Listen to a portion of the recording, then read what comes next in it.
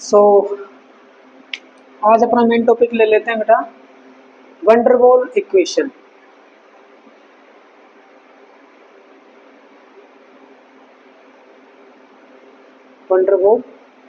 Van der Waals equation.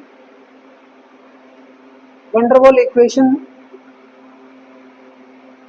का क्या importance है, ठीक है, कहाँ पे इसको यूज करना है वो हम इसमें स्टडी करेंगे।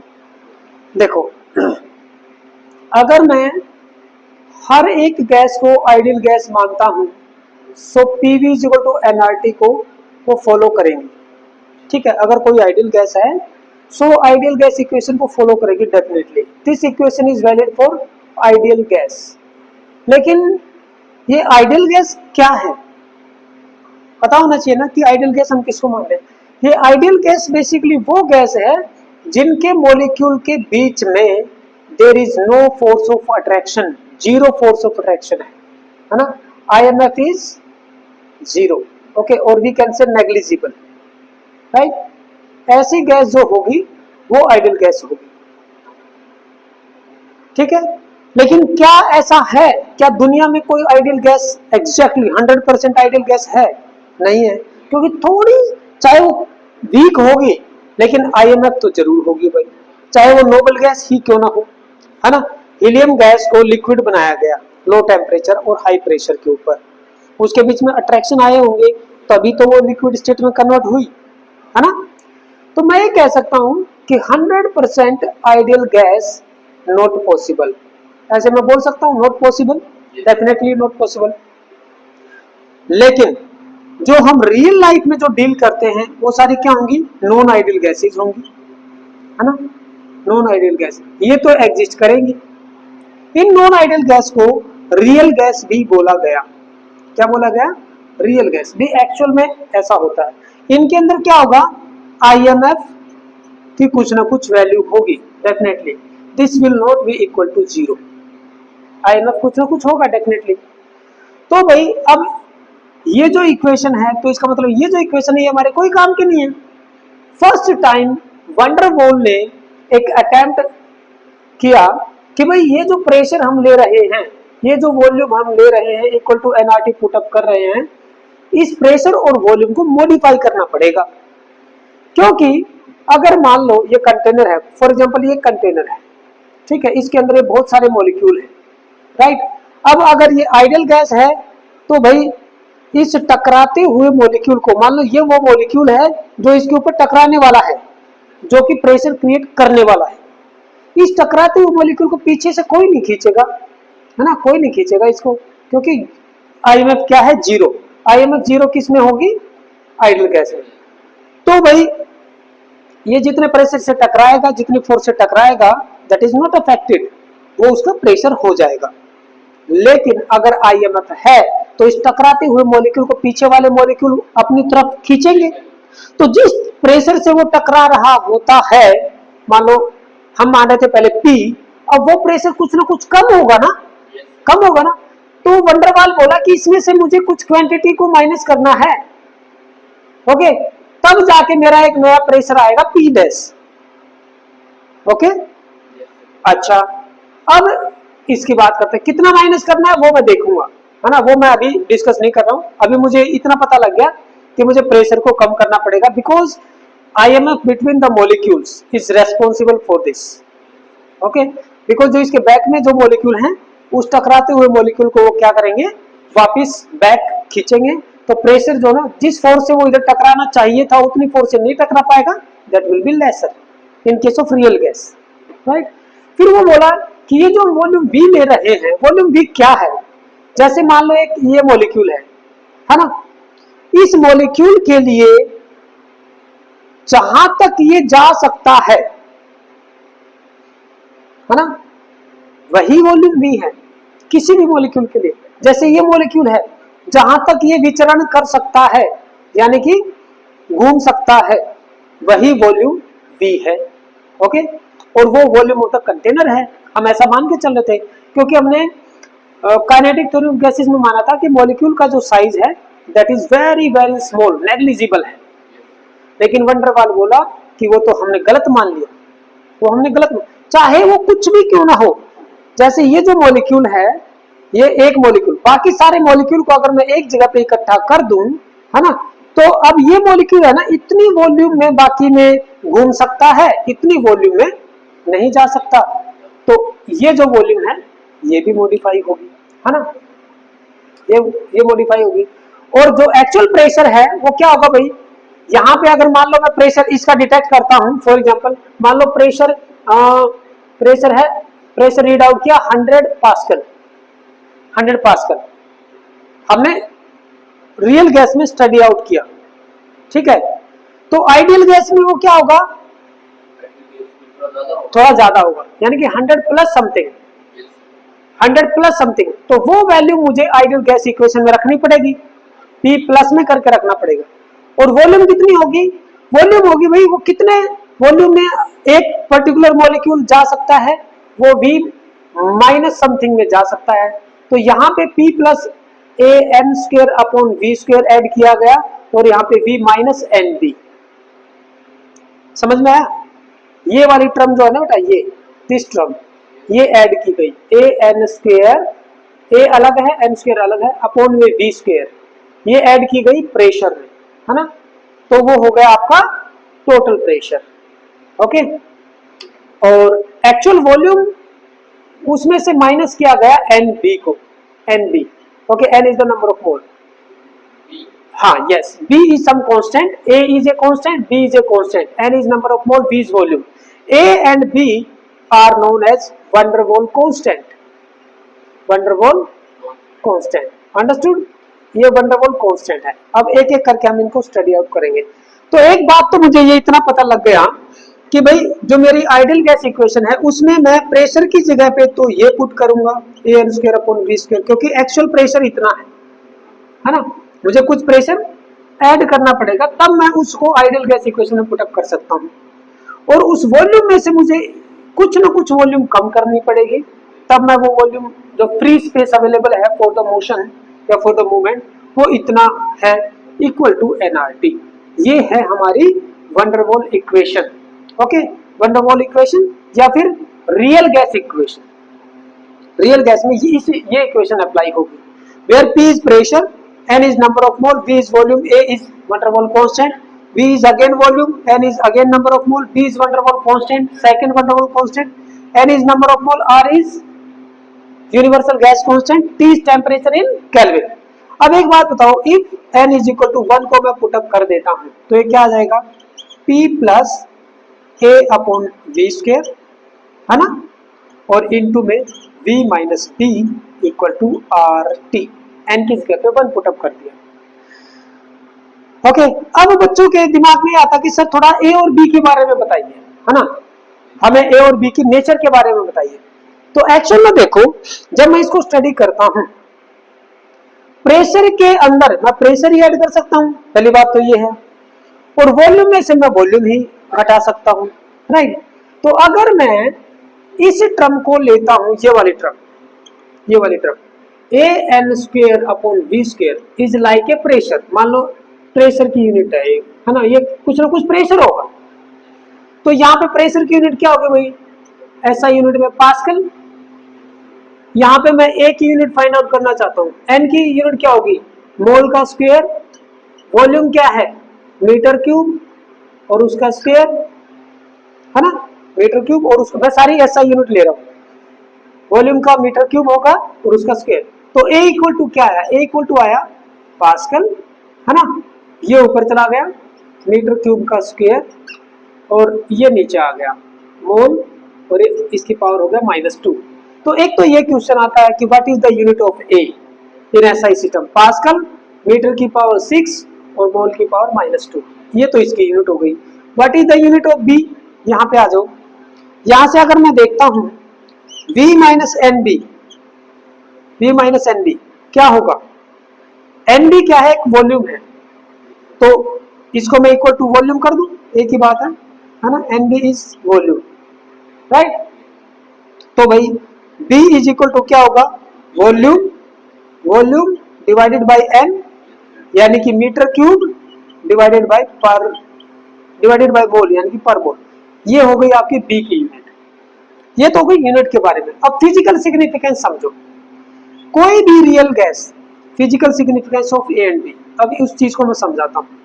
अगर कोई भी रियल गैस है तो उसके अंदर दो चीजें इंपॉर्टेंट होती है, एक तो आईएमएफ है ना, और एक मॉलिक्यूलर साइज। मॉलिक्यूलर साइज, ठीक है बेटा, दो चीजें इंपॉर्टेंट है, force of interaction between the molecules and size of the molecule.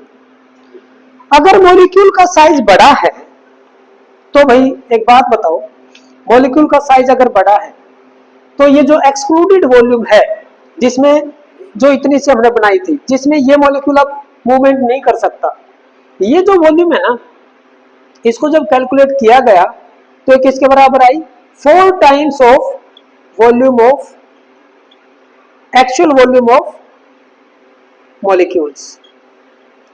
मान लो एक मॉलिक्यूल है, उसकी रेडियस r है, इसकी वॉल्यूम कितनी होगी, 4/3 पाई r क्यूब, है ना, ठीक है, ये एक मॉलिक्यूल की वॉल्यूम होगी, है ना। ऐसे ऐसे मान लो n मॉलिक्यूल्स है या जितने भी मॉलिक्यूल है, तो उनकी वॉल्यूम निकाल लेंगे हम। उसको मुझे 4 से मल्टीप्लाई करना पड़ेगा। क्यों, देखो ये जो मॉलिक्यूल है ना, मान लो ये एक मॉलिक्यूल और एक ये घूमने वाला मॉलिक्यूल, एक ये मॉलिक्यूल और एक इसके बगल में मान लेता हूं ये मॉलिक्यूल। अब ये अगर मान लो मेरा स्टैटिक मॉलिक्यूल है और ये मेरा घूमने वाला मॉलिक्यूल है, तो ये मॉलिक्यूल प्लस ये मतलब ऐसे जाएगा और ऐसे जाएगा और ऐसे, इतनी वॉल्यूम में ये मॉलिक्यूल आ नहीं सकेगा, 4 times of the actual volume of the molecules. तो ये जो बी है ना, बी को लिया गया 4 इंटू में actual volume of molecule. Okay, क्योंकि एक मॉलिक्यूल है, ये है मान लो यहां पे, ठीक है, ये यहां पे है, इसको भी मूव करना है, दूसरे वालों को भी मूव करना है, तो ये ऐसे ऐसे जब ये इस हर डायरेक्शन में जब ये मूव करेगा तो इतनी वॉल्यूम को वो खुद ऑक्यूपाई करेगा, एक मॉलिक्यूल। ओके, तो उसको अगर मैं 4 से मल्टीप्लाई कर देता हूं तो हमारी बी की वैल्यू आ जाएगी, B is equal to 4 into में actual volume of total number of molecule, right. मैं वी डैश कर दूं, और वी डैश क्या है, total volume of molecules, actual जो उनकी खुद की जो वॉल्यूम है, यस, खुद के मॉलिक्यूल की जो वॉल्यूम है, ये इसके बराबर होगा। तो ये तो है इसका फिजिकल सिग्निफिकेंस। यहां से मुझे क्या पता चलेगा कि बी जो है ना, b is directly proportional to molecular size. अगर मॉलिक्यूलर साइज ज्यादा होगा तो उसकी खुद की वॉल्यूम ज्यादा होगी, है ना, तो बी भी ज्यादा होता चला जाएगा।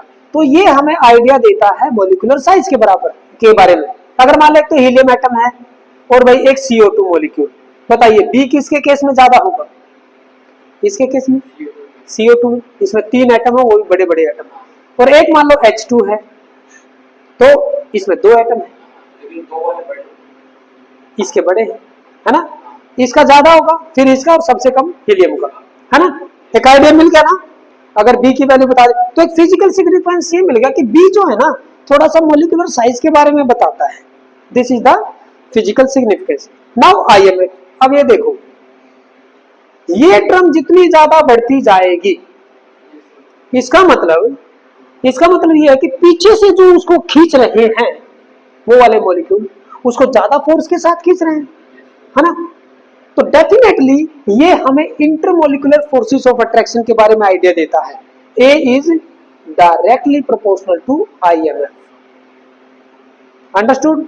ये हो गया इनका physical skill. Larger the value of A, larger will be intermolecular forces of attraction between the molecules. तो CO2 के मॉलिक्यूल एक दूसरे को बहुत ज्यादा अट्रैक्ट करते हैं, ठीक है। आईएमएफ किसके डायरेक्टली प्रोपोर्शनल होती है? आप ये एक तो चीज ध्यान रखना, IMF is directly proportional to size, mass and polarity. इन तीनों के डायरेक्टली प्रोपोर्शनल होते हैं, ठीक है। पोलरिटी मतलब इलेक्ट्रिक डाइपोल मोमेंट। CO2 का मॉलिक्यूलर मास सबसे ज्यादा है, इससे ज्यादा है, इससे ज्यादा, ठीक है। तो इसमें ए ज्यादा होगा, ठीक है। नाउ तो इतना समझने के बाद में इसमें कुछ न्यूमेरिकल ले लेंगे हम, ठीक है। इसको नोट डाउन कर लो बेटा। कैसे नोट डाउन करोगे? सबसे पहले आप ये नोट डाउन करोगे कि PV = NRT apply to ideal gas. फिर उसके बाद में हमने देखा कि 100% आइडियल गैस पॉसिबल नहीं होगी, है ना, क्योंकि कुछ ना कुछ आईएमएफ होती है। हाँ, एक रियल गैस को नियर टू आइडियल गैस लेके जा सकते हैं, कैसे बताओ? हाँ, हमें फोर्स ऑफ अट्रैक्शन पे ध्यान रखना। Force of attraction between the molecule कब हो सकती है? कम, अगर मैं मान लो टेम्परेचर बढ़ा दूं, सारे मॉलिक्यूल तेजी से भागेंगे इधर उधर, एक दूसरे के पास इंटरेक्ट कर ही नहीं पाएंगे। तो अगर मैं टेम्परेचर को ज्यादा कर दूं और प्रेशर को कम कर दूं, प्रेशर कम करूंगा तो वो दूर दूर रहेंगे पास, अगर प्रेशर को बाहर से बढ़ाऊंगा तो क्लोज रहेंगे, तो आईएमएफ बढ़ेगा, तो प्रेशर मुझे कम करना पड़ेगा। तो टेम्परेचर को बढ़ा दूं और प्रेशर को कम कर दूं तो आइडियलिज्म बढ़ जाएगा। तो यहां पे मैं लिख सकता हूं, प्रेशर को कम करेंगे, टेम्परेचर को बढ़ाएंगे, तो रियल गैस किसकी तरफ टेंड टू होने लग जाएगी? आइडियल गैस की तरफ इसका बिहेवियर होना शुरू हो जाएगा, आप ये बोल सकते हो, राइट। तो अब इन सारी चीजों को नोट डाउन कर लो। ये है अपनी वैन डर वाल इक्वेशन, या इसको रियल गैस इक्वेशन भी बोलते हैं, जिसमें मैंने सब कुछ बता दिया आपको, जो जो टर्म है, यूनिट मैंने डिस्कस कर दी, फिजिकल सिग्निफिकेंस, और बी की क्या वैल्यू है वो मैंने बता दी, राइट। Note it down. फिर हम एक न्यूमेरिकल लेंगे इसका।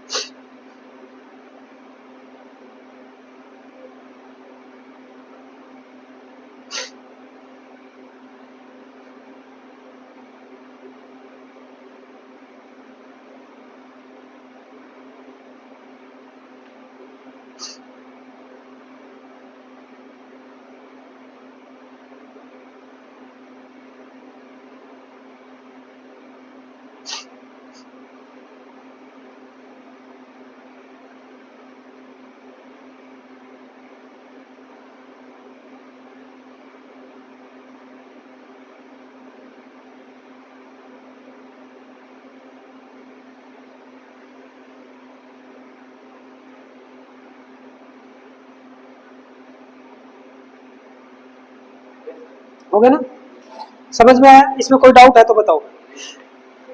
चलो ठीक है। कई बार है ना इसमें क्वेश्चन आता है कि वैन डर वाल इक्वेशन में प्रेशर को करेक्ट किया गया, है ना, वॉल्यूम को करेक्ट किया गया, और करेक्ट किया गया तो प्रेशर के अंदर एक प्रेशर करेक्शन टर्म ऐड की, और वॉल्यूम में से एक वॉल्यूम करेक्शन माइनस किया, है ना। तो जस्टिफाई इट, इसको आप जस्टिफाई करें तो आप कैसे लिखोगे कि भाई वो क्यों किया गया, है ना। तो यहां पे ये वाला क्वेश्चन लिखो, why the pressure correction term an square upon b square is added to p। पहले हम इसका आंसर देंगे बेटा, ठीक है। पहले हम इसको एक्सप्लेन करते हैं। देखिए भाई, जैसे मान लो ये एक कंटेनर है, कोई भी कंटेनर ले सकते हैं किसी भी शेप का। ये एक ऐसे कंटेनर है, इसके अंदर बहुत सारे मॉलिक्यूल हैं हमारे, कोई भी गैसेस मॉलिक्यूल्स है। ओके, इस कंटेनर को मैं दो जगह पे ऑब्जर्व करता हूं। एक तो बल्क में, मान लो कि एक मॉलिक्यूल यहाँ पे है या यहाँ पे कहीं पर भी, है ना। बल्क में मतलब बिटवीन द मॉलिक्यूल्स, उस मॉलिक्यूल को मैं ऑब्जर्व कर रहा हूँ। इस मॉलिक्यूल को अट्रैक्ट करने वाला इधर भी कोई ना कोई मॉलिक्यूल होगा, इस डायरेक्शन में भी, इस डायरेक्शन में भी, इस डायरेक्शन में भी, अपवर्ड में भी और इनवर्ड में भी, यानी कि all around that molecule some molecule are available and they will attract with the same force of attraction। so net force of attraction इसके ऊपर क्या होगा, 0, है ना। तो मैं ये बोलूंगा कि भी जो बल्क मॉलिक्यूल है ना, bulk molecule is attracted equally, ये लाइन में जरूर लिखूंगा, equally in all direction by the neighboring molecules। Okay, equally in all direction. लेकिन अगर मान लो मैं इस मॉलिक्यूल को कंसीडर करूं जो वाल के जस्ट पास में है, जो उसे जस्ट टकराने वाला है, उस मॉलिक्यूल को तो भाई हो सकता है इधर वाला ऊपर वाले खींचे, इधर वाले खींचे, इधर वाले और इधर वाले, उधर तो कोई मॉलिक्यूल नहीं है। तो चलो इस फोर्स ऑफ अट्रैक्शन से तो ये वाली कैंसिल आउट हो जाएगी, लेकिन ये जो नेट फोर्स बचेंगी ये क्या करेंगे, इसको बैकवर्ड पुल करेंगे। तो मैं ये बोलूंगा कि भाई जो मेरे near the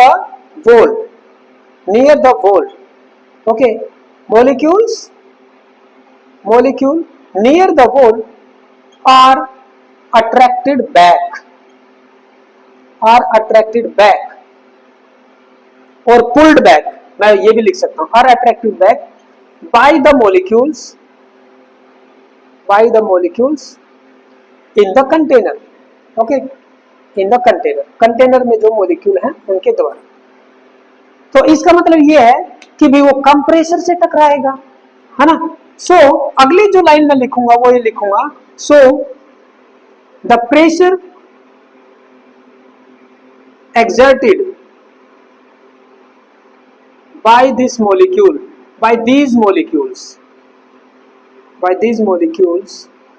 will be less है, उसका एक्चुअल प्रेशर नहीं है। so we have to add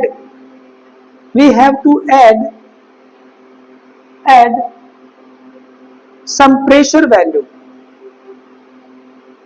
है ना, some pressure value, और वो प्रेशर वैल्यू मान लेता हूं कि मुझे P डैश उसके अंदर ऐड करना है ना। we have to add some pressure value P dash to find out या to make it actual pressure,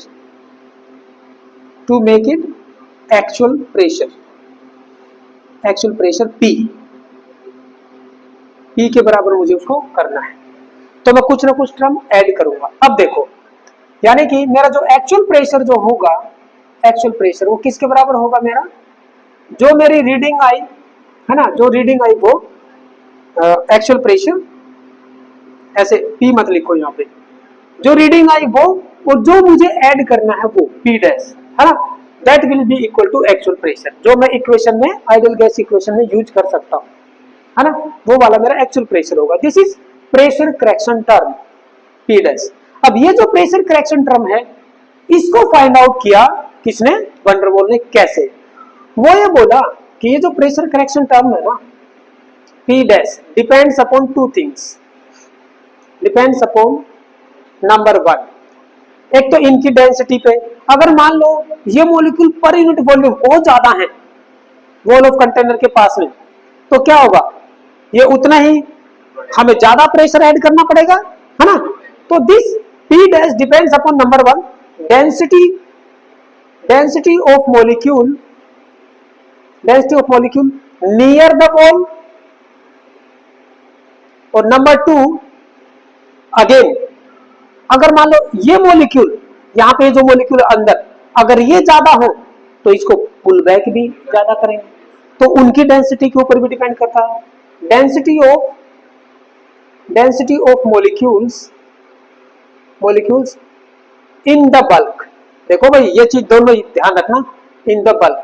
बच्चे यहीं पे गलती कर लेते हैं, एक डेंसिटी को ले लेते हैं, दोनों डेंसिटी को कंसीडर करना पड़ेगा, नियर द वॉल और ये, और डेंसिटी हमारी इक्वल होती है। तो मैं यहाँ पे क्या लिख सकता हूँ कि P dash is directly proportional to 1/d into में 1/d, है ना, directly proportional. P dash is directly proportional to d into d, तो ये क्या आएगा, directly proportional to d square, क्योंकि ये वैल्यू तो दोनों में सेम रहती है, चाहे वो नियर हो या अंदर हो, डेंसिटी तो हमारी सेम रहती है, d स्क्वायर आया। अब एक बात बताइए, ये जो हमारा d है ये वॉल्यूम के क्या होगा, इनवर्सली प्रोपोर्शनल होता है, मास अपॉन वॉल्यूम। तो यहाँ पे मैं लिख सकता हूँ this implies that P dash is inversely proportional to 1/v square, 1/v square for 1 mole. अगर मैं 1 मोल को लेके चलूं तो फॉर 1 मोल, तो प्रोपोर्शनलिटी साइन को हटाना है, तो P dash is equal to some constant A/v square, A/v, ये कांस्टेंट वो है, ये वही है, यस ये वही है, A/v स्क्वायर फॉर 1 मोल। और अगर मान लो ऐसे n मोल ले ले तो क्या होगा, this implies that P dash will be equal to A(n²/v square. क्यों, देखो भाई यहाँ पे आ जाएगा नंबर ऑफ मोल पर यूनिट वॉल्यूम, ठीक है ना। मैं यहाँ पे लिख सकता हूँ कि this density is equal to number of mole पर unit volume, number of mole का स्क्वायर पर यूनिट वॉल्यूम, A1 का स्क्वायर अपॉन ये। तो n को साथ में रखो तो बेटर है, n को यहीं से साथ में रखो, क्योंकि डेंसिटी किसके डायरेक्टली प्रोपोर्शनल होता है, नंबर ऑफ मोल पर यूनिट वॉल्यूम, है ना। n/v को मैं साथ में लेके चल रहा हूँ, स्क्वायर है यहाँ पे, स्क्वायर है तो मैंने स्क्वायर कर दिया, ठीक है। कांस्टेंट को हटाया, प्रोपोर्शनलिटी साइन को हटाया, कांस्टेंट रखा, equal to A(n²/v square for n mole, और 1 मोल के लिए क्या हो जाएगा, this is for n mole, 1 mole के लिए हो जाएगा A/v स्क्वायर। तो हमने ऐसे करके फाइंड आउट कर दिया प्रेशर करेक्शन टर्म को, this is pressure correction term.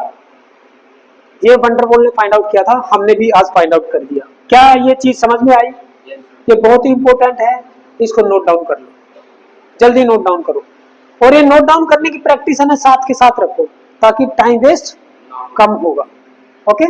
फिर इसके बाद में हम वॉल्यूम करेक्शन करवाएंगे।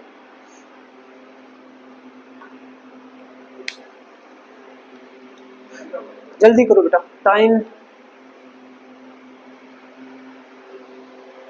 ये घड़ी तो गलत चल रही है, 1 सेकेंड,